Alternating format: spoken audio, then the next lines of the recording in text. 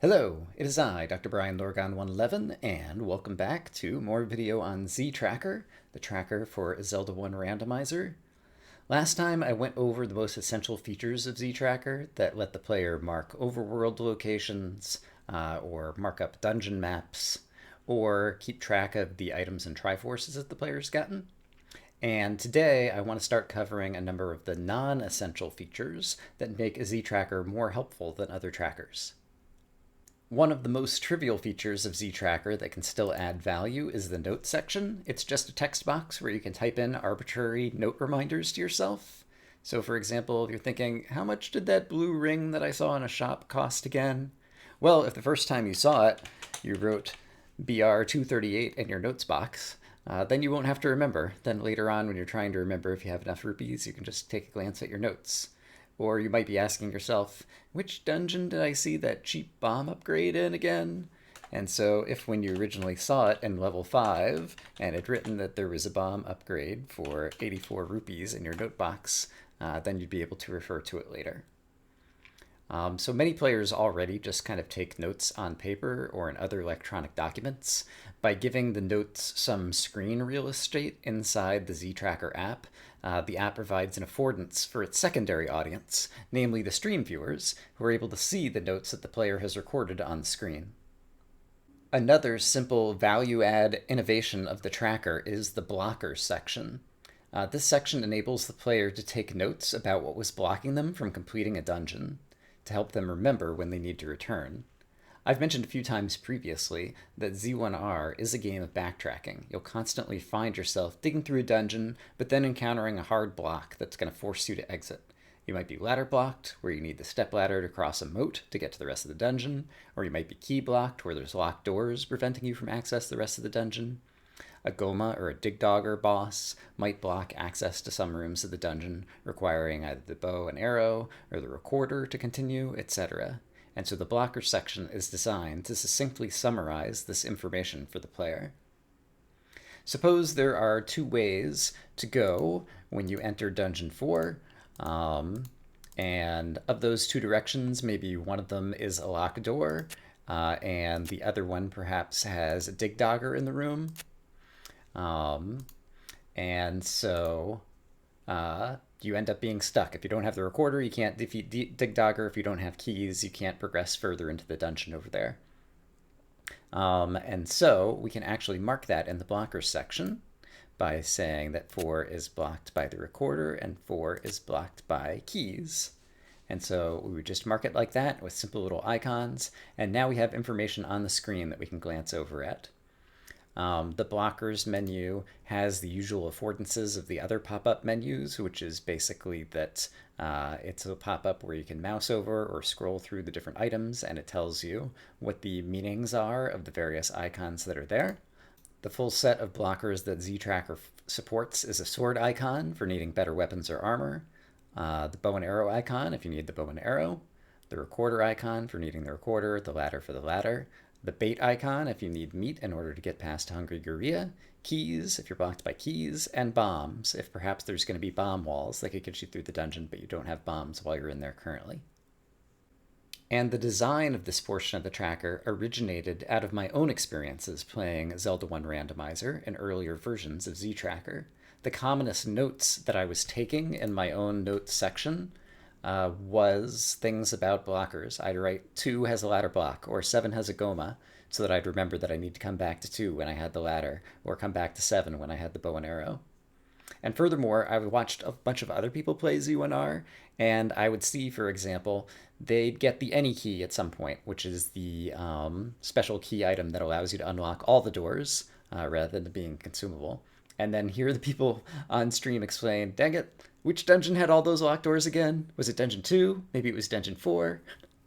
A lot of people encounter kind of this type of thing. So capturing the blocker information is one of the commonest types of external note-taking that players might make. And so I just had to internalize it or reify it, that information into an actual feature of the tracker. And so I came up with these 7 main classes of reasons that a player might choose to leave a dungeon now, planning to come back to it later, and then come up with a suitable icon for each. The blockers section is always on screen, and so no matter where you might stumble upon, for example, the any key, you can immediately assess what new dungeon content may have become unlocked and start thinking about how it's going to affect your overall routing through the rest of the seed. Z-Tracker has a somewhat sophisticated reminder system, which I turned off at the start of a previous video in order to remove the distractions while I was just discussing some basic features of the tracker. But let's turn it back on for a second. I'm going to unclick the Stop All Reminders button to witness what happens with reminders when we get an item that'll help unblock us according to the blockers. And in order to do this, I also want to change some of what I'm showing on the video. I'm going to get rid of this window and instead display it this way. This could still be, I guess that's acceptable in terms of size. This is just a little bit smaller version of the windows that you can actually see the timeline as well. And so suppose we had this information about Dungeon 4 that we might want to come back to later, and then suppose we were diving Dungeon 1 and we discovered the any key. Here's what happens. Now that you have the any key, consider Dungeon 4. Z-Tracker uses speech synthesis to talk to the player when it has timely advice that might be valuable. For those who don't like their software talking back to them, Z-Tracker also offers reminders in visual form, appearing on the upper right of the timeline pane. And when a visual reminder appears, there's a little clink sound, which you may have just heard, that alerts the player that a reminder is being displayed. You can watch it happen. As I get the recorder, I'll go ahead and just show off in the reminders. I can turn off the voice reminder for blockers so that we only get the visual reminder on blockers. But watch what happens now if I mark that I got the recorder and take a look at the bottom right-hand portion of the screen near the timeline. So we see an icon appear there that says recorder icon, right arrow, Dungeon 4. And so that's an example of what the visual reminder looks like. That's basically the equivalent of the voice reminder that would have spoken now that you have the... Don't forget that you have the any key. That would have suggested, now that you have the recorder, consider Dungeon 4. I forgot that I had that other reminder turned on. That some people may not enjoy, but I find that whenever I get the any key or get the ladder, I'm so accustomed to running the first 30 minutes of the seed without it that I immediately forget that I have them. So there's a reminder that right after you get one of those, will remind you a moment later that you have it. I'm going to turn the reminders back off for now. But this just kind of illustrates how the reminders hook into the blocker system so that when you obtain an item that's going to unblock you in another dungeon, you get an actual reminder from the tracker that's telling you about which dungeons may have been unblocked. So let's see, we talked about notes, blockers, and a little bit about reminders. What should I talk about next? I guess let's look at the features in the upper right-hand corner of the tracker. There's a number of icons for things like the wooden sword, blue candle, wood arrow, blue rings, bombs. And so you might ask, why do we want to track stuff like whether the player has the wood sword? After all, the current sword is visible on screen, actually in-game, to both the player and to the stream viewers. Well, for one, there's a number of systems in Z-Tracker that want to do things about the player's current inventory to provide a better experience. And we actually just saw one of them, actually. So I'm actually going to turn reminders for blockers back on. Imagine that we had gone into Dungeon 2 right at the beginning of the game, just to see if there were any free items that we could grab, but there wasn't anything, and we weren't able to make any progress in that dungeon because we didn't even have a sword yet, and so we weren't able to kill any monsters. So you could imagine marking up this dungeon as being combat blocked. We need a better weapon or armor before we can come back to that dungeon. So then later on, if we find the wood sword cave and get the wood sword, we could mark it on the tracker and... Now that you have a better sword, consider Dungeon 2. The tracker can give us a reminder. So that's another reason to kind of capture the information about what sword the player currently has so that the tracker can provide some useful, better feedback. All right, I'm going to turn the reminders back off for good for now because I think we've shown what we need to show there.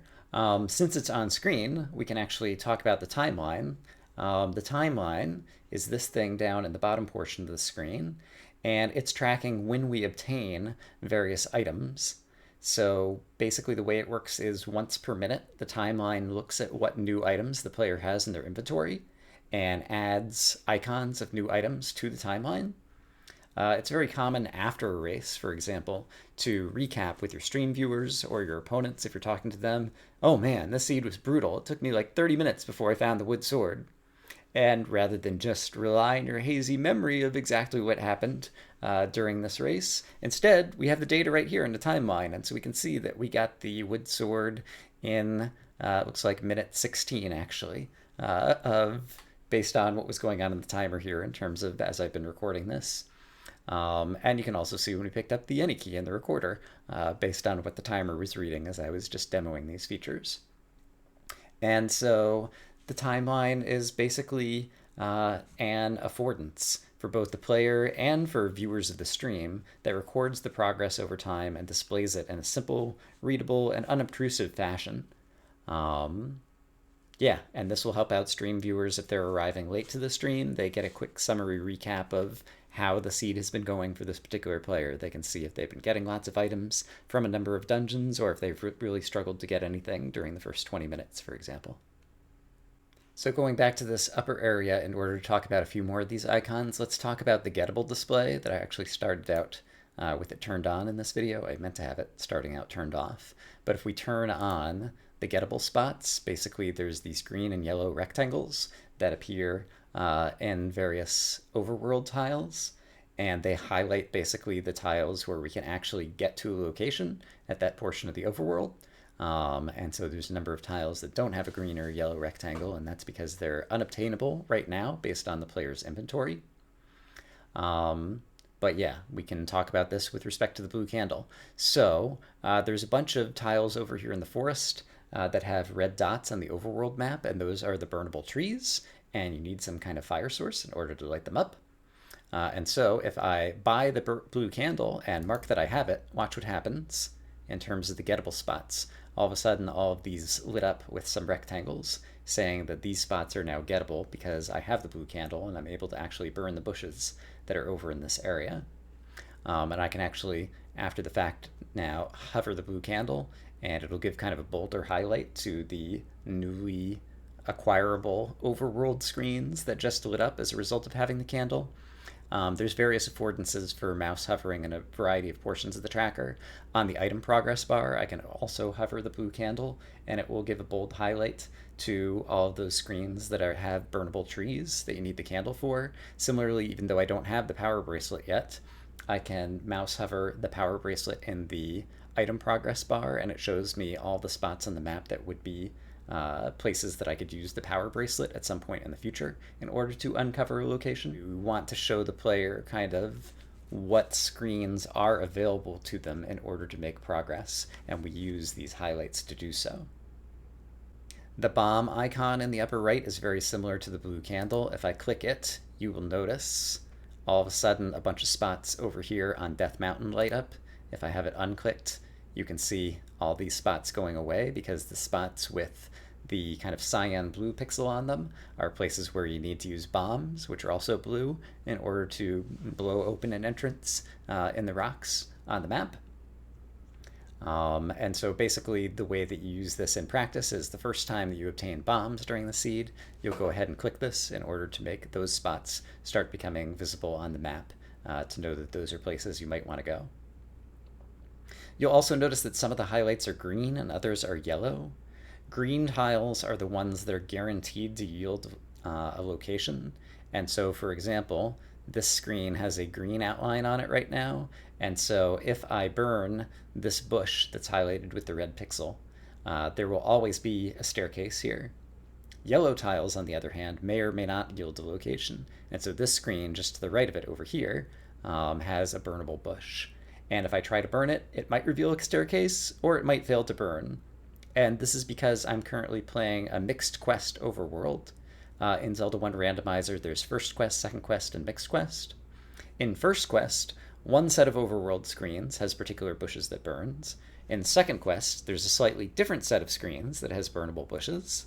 And in Mixed Quest, the union of those two sets comprise the locations that might burn, but there are more possibly burnable bushes than there are actual locations on the map to place there. So some of the locations go unused. And the spots that burn in both first and second quest are the ones that always yield a location, and they are colored green by the tracker. Whereas the spots that are only in first quest or second quest may or may not burn in a particular seed, and they're the ones that are marked yellow on the tracker.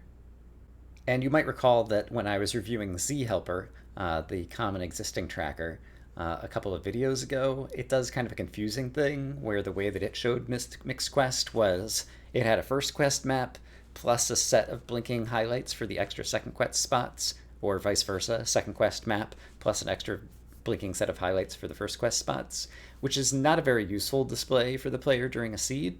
In contrast, Z-Tracker displays common to both quests and guaranteed to be a location in green, and only in one or the other, and maybe will yield a location in yellow, which is much more helpful.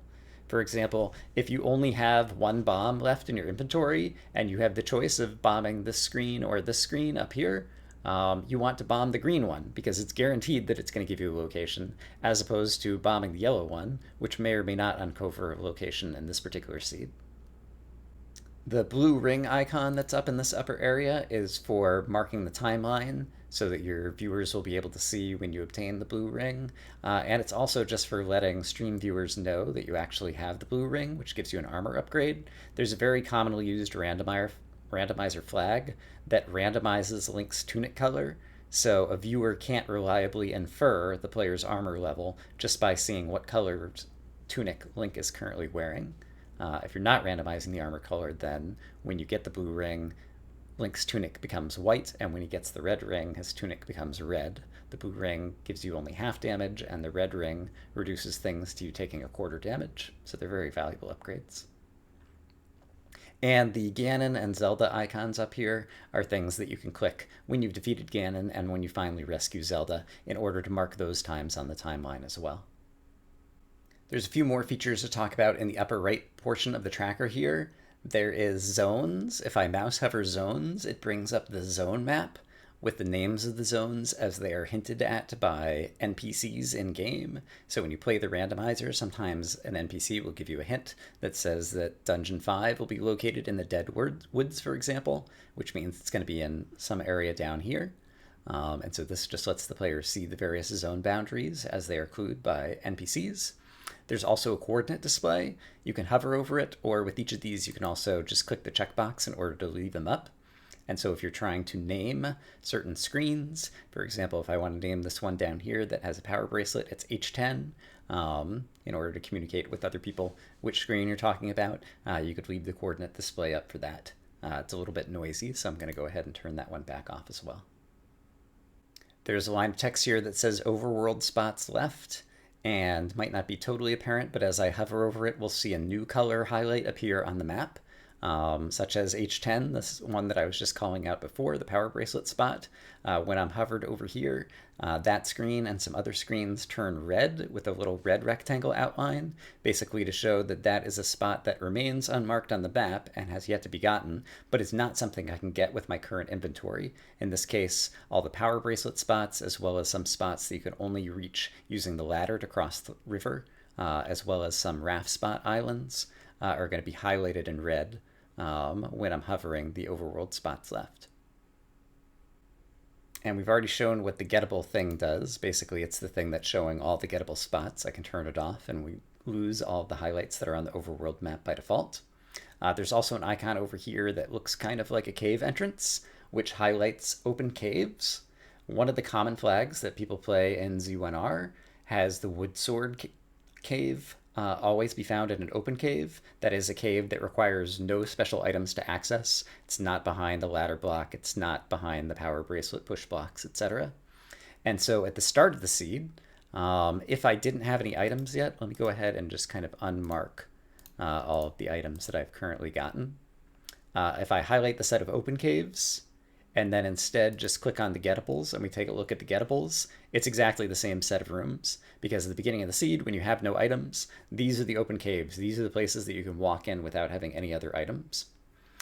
And so the reason that this open cave icon appears here as an affordance for the player is sometimes early in the seed, you won't have a sword yet, but you will manage to get your hands on a blue candle and some bombs, and you'll be killing a few enemies and making some progress. And so if you just have the gettables highlighted, you will see a lot of rectangles on the screen showing you a lot of possible places you can go, which is useful. And maybe you'll start, marking off a bunch of places. I'm just kind of willy-nilly, imagine that I'm walking around the map and going to all these places that I can get to right now with my early items, which is great. But the wood sword, getting a sword is very often a top priority early in the game. And so rather than see all of this clutter of here's a million places that I might be looking for everything that I can find in the map, it'd be nice, where could the storage still be? And so you can highlight just the open caves in order to see these are the smaller set of locations where the sword might be. And so you can go and try to visit a number of those locations. And if you still haven't found your sword, you'll be able to narrow it down to the few locations that remain. I had made a bunch of marks on the overworld and inventory and different things in Z-Tracker, and so I've just gone ahead and restarted a new Z-Tracker instance so we can start fresh again to keep talking. At this point, I think it makes sense to turn on the Highlight Nearby feature. So if I go into Options and turn on Highlight Nearby, it shows overworld spots that are near the mouse and gettable. And so if I move my mouse around like this, you can see some things changing. It'll be a little bit easier to see if there's more gettable spots available. So let's go ahead and click that we have the blue candle and bombs, for example. And now you can see as I move my mouse around, we get bold highlights around the spots that are near the mouse that are gettable. And overall, it might be easier to see what's going on if I go ahead and unclick the display that shows all the gettable spots. And so now you can see that just the spots that are near the mouse, which in general, the idea is that you'll have the mouse hovered over wherever you are in the overworld. It's going to show you basically the nearby things that you can go after. So with the nearby highlight, the closest tiles get a bold highlight, so we see a bunch of bold colors around here, and those that are a bit farther away get a thinner highlight, and so those that are farther away from my mouse get kind of a thin rectangle, and then those that are very far away don't get any highlight at all. So in addition to helping steer the player through to get to nearby gettable locations, this can also help the new player learn the map topology. For example, look what happens if I move my mouse between these two tiles here. These tiles are right next to each other on the map, but one is tucked away in a corner of the Lake and Dead Woods area, and the other is part of the graveyard area that's leading up to Death Mountain. And despite the fact that these tiles are next to each other on the map, there's walls kind of in between. And in order to get from here to here, I have to walk all the way around through here and over here in order to get there.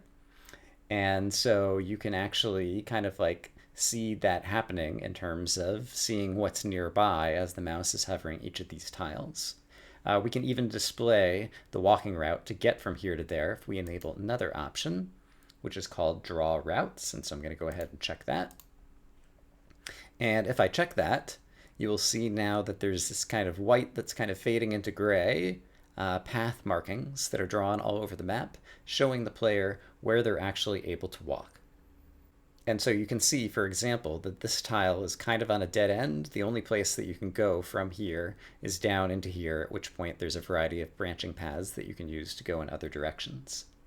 Now I should note at this point that the Legend of Zelda, and also in Zelda 1 Randomizer, there is a screen scroll glitch that allows players to walk between certain adjacent screens, even when there are walls in between them. Z-Tracker does not account for such walking glitches. The routing marks that you see on the screen only draw paths where the player is able to walk normally without glitches. That said, Z-Tracker does have smarts when it accounts for what locations are nearby. So say, for example, any roads, the fast travel system that's in the game. Suppose a couple of our any roads were here and here. Now, if I'm standing at this particular location, where I'm just a step away from an any road, we can see that in addition to the spots down here that were lighting up previously, there's also now nearby spots over here, and we've got this dashed line showing the connection between any road number 1 and any road number 2. Z-Tracker knows that I can walk from here to here to here in order to make these spots feel nearby. Similarly, suppose that I had found, let's say, Dungeon 1 over here in this corner of the map, and furthermore, imagine that in some other dungeon I had gotten the recorder. And the recorder, as is kind of suggested by the legend underneath the map down here. Dungeons where you already have the Triforce. So let's imagine that I got the Triforce out of Dungeon 1, and now all of a sudden it's going to turn green, become recorder destinations. In typical Z1R flags, and it's just like the way that it works in vanilla, playing the recorder works such that a whirlwind will pick up Link off the overworld and bring him to the entrance of a previously completed dungeon. And so as a result, from almost anywhere on the map, you can warp to Dungeon 1 using the recorder if you already have Dungeon 1's Triforce and the recorder in your inventory. And so the nearby routing accounts for that as well. And so now that I've got that marked up in the tracker, in addition to marking some nearby spots that are near where I can just walk over here, and the nearby spots where I can use the any road in order to get over here, there's also some nearby highlights now appearing in the upper right because Z-Tracker knows that I can blow the recorder, instantly get transported over to Dungeon 1, and now some of the screens near Dungeon 1 also count as nearby screens. In addition to knowing the various fast travel options using any roads or blowing the recorder, the nearby and route drawing options also know about special map topology. So this tile that I'm on right here is called the Lost Hills. When you're in the Lost Hills, you can either go to the north or you can go to the west, but you can't walk back to the east or to the south, even though you can enter from the east. And so you can see that happening and being updated on the pathing and map stuff that's going on right now. And so let me go ahead and unclick that I have Dungeon 1's Triforce so the nearby won't be trying to warp over there. And as I move between these two tiles, once again, you'll see the nearby tile set changing dramatically because when I'm over here, I can get to these things nearby and I can also walk through the Lost Hills in order to get to these things nearby. However, once I walk into the Lost Hills, there is no path from here back to here that doesn't involve walking all the way back around. And so the set of nearby tiles now favors these because getting back to these is a much farther walk. Finally, the nearby and route drawing capabilities of Z-Tracker understand the player's inventory as it affects routing. So let's take a look at the river over here. The routing of Z-Tracker knows if I'm on the left-hand side or the right-hand side of the river and is drawing the pathing accordingly. I can't actually walk across the river unless I have the ladder. And so if I give myself the ladder in the inventory and then do the same experiment, now you can see a smooth transition and you can see that route drawing lines are being drawn walking across the river and sides on both sides of the river are being showing up as nearby highlights. Similarly, for the two islands that you can only reach using the raft, they're not going to get nearby highlights or any paths drawn to them if I don't have the raft in my inventory. But if I obtain the raft, then things change and paths start getting drawn that go up into those island squares and they get their nearby highlights when my mouse is near them. So overall, the draw routes and highlight nearby features are designed to help steer newer players into what can I do right now? These highlight options might get turned off by veteran players who find them distracting and who don't need the extra visual feedback. So to sum things up, today I talked about a number of non-essential features of Z-Tracker that still improve the experience. There's blockers and notes to help players explicitly capture some reminders for their future selves. And there's map highlighting and routing features that help steer newer players to locations that they might want to explore next. And finally, we've also seen some of the timeline, which basically records as the player marks items that they're getting throughout the course of the run. It keeps track of when they got those items, essentially kind of working as kind of time splits for picking up Triforce pieces or any other key item. There's still a whole lot more to talk about, but that's probably good for today. So I'm going to say I hope as always that you guys are having a great day, and I'll see you again soon with more about Z-Tracker. For now, bye-bye.